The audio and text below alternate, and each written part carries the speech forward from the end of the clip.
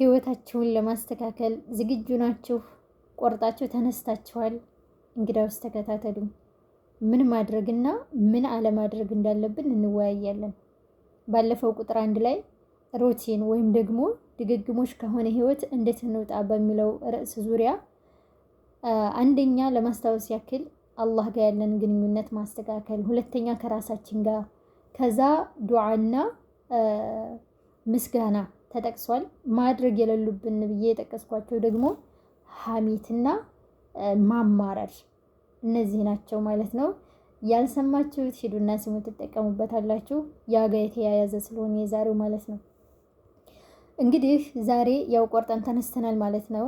ህይወታችንን ለማስተካከል አንደኛ ህይወታችንን ለማስተካከል የሚጠቅመን ሩሃችን ወይም ደግሞ መንፈሳዊ ትምህርቶችን መከታተል ነው። መንፈሳችን ወይም ሩሃችን ላይ መስራት ነው የመጀመሪያው። እሱ ማለት ምንድነው ካላችሁኝ፣ ሶላታችንን በአግባቡ መስገድ። በቃ ሰግጄ ወጣሁኝ አይደለም፣ በአግባቡ መስገድ። እዛ ቦታ ላይ መገኘት መቻል አለብን፣ አካላችን ብቻ ሳይሆን ማለት ነው። ሩሃችን ምግብ እንደምንፈልገው ሁሉ አካላችን ምግብ እንደሚፈልገው ሩሃችንም ምግብ ትፈልጋለች፣ መንፈሳችን ማለት ነው። እሱ ምንድነው?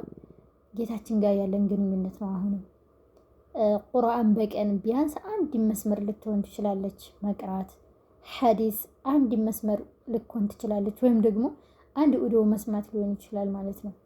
ስለዚህ ሩሃችንን በዚህ መልኩ መመገብ መቻል አለብን ማለት ነው። አንደኛ ይሄን ነው የምለው። ሁለተኛ ደግሞ አእምሯችን ምግብ ይፈልጋል። አእምሯችንን ምግብ ይፈልጋል። እሱ ምንድነው? ዓለማዊ ትምህርት ለህይወታችን የሚጠቅመን፣ ሰዎች ጋር ለመኗኗር ራሳችን በምን መልኩ ነው መኖር ያለብን የሚለውን ማለት ነው። ማንበብ ባንችል በስልካችን የተለያዩ ትምህርቶች አሉ፣ ኢትዮጵያ ላይ የተለያዩ ቦታ መከታተል ማለት ነው። እንዲሁም ደግሞ ማንበብ ከቻልን ብናነብ 2 መስመር 3 መስመር ልትሆን ትችላለች። በቴሌግራም አሁን የተለያዩ ግሩፖች ላይ ሞልቷል ማለት ነው። ሶስተኛ ደግሞ መስራት ያለብን የሩሃችን ቤት የሆነው አካላችን ላይ ነው።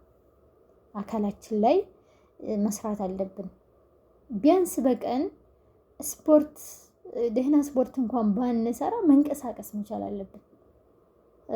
ሁላችንም አረብ ሀገር ያለን ልጆች ከሰው ቤት ያለን ክፍል ላይ ኖረን ይችላል። ሀማሙ የሚያማምር ነው አይደለም? ተንጠራሪዛ የቁም ስፖርት ሰሪ ሀማሙን ጥብጥብ ካደረግሽ በኋላ ማለት ነው። እና ስፖርት መስራት፣ እንዲሁም ደግሞ የሚጠቅመንን ምግብ ለአእምሯችንም ለአካላችንም የሚጠቅመንን ምግብ መመገብ። የሰጡንን ሁላ መሟጠጥ የለብንም። ሐቂቃ እኛ ለየትኛው ሆዳችን ነው? 100 ሪያል እኮ ብናወጣ ብዙ ነገር እንገዛለን። እና የሚጠቅሙንን ምግቦች መመገብ፣ እንዲሁም ደግሞ ውሃ መጠጣት። ራሳችን ጋር መፎካከር አለብን። ጠዋት ከእንቅልፋችን ስንነሳ ከቻልን ቀደም ብለን ተነስተን መጻፍ አለብን። ዛሬ ይሄን ያክል አነባለሁ፣ ይሄን ያክል ቁርአን እቀራለሁ፣ ከራሴ ጋር ሆናለሁ፣ ስፖርት ሰራለሁ። ማድረግ ያለብንን ጠዋት መጻፍ፣ እንዲሁም ደግሞ የምንመገበው ምግብ ሳይቀር ማለት ነው።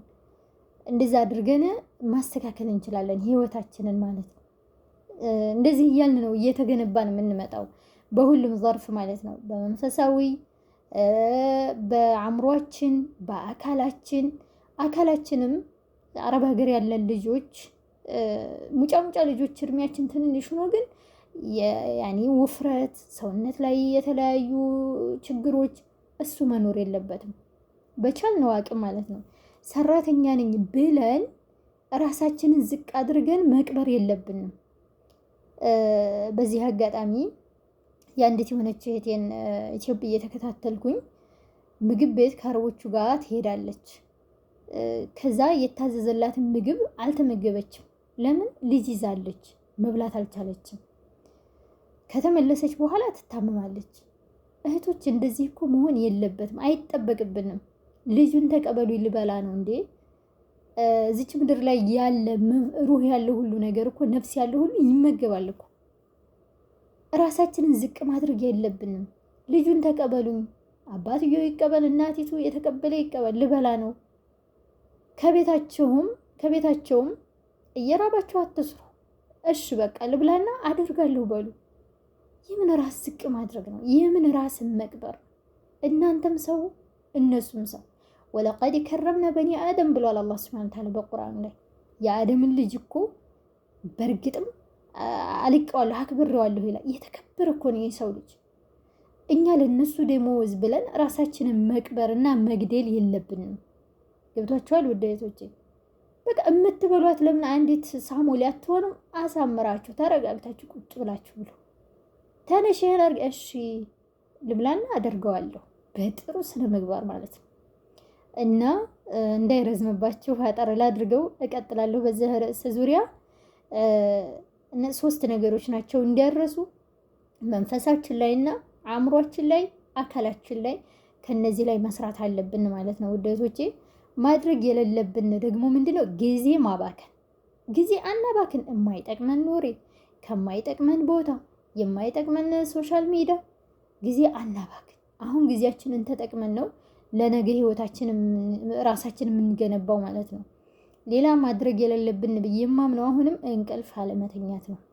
እንቅልፍ መተኛት መቻል አለብን። ቢያንስ በቀን ሙተዋስል የሆነ ወይም ያልተቆራረጠ እንቅልፍ 8-6 የሚባለውን ተውት። 7 የሚባለው 8 የሚባለው ከኛ ጋር ላይሆን ይችላል፣ ግን 5 ሰዓት ልኮን ትችላለች። ትኝት ብላችሁ በአግባቡ ክፍል የራሳችሁ ካለ ልብሳችሁን ቀይራችሁ ሽር ብላችሁ ተኙ ማለት ነው። እና ረሳሁት ኢትዮጵያ ላይ መሆኔን። ይሄንን ይመስላል።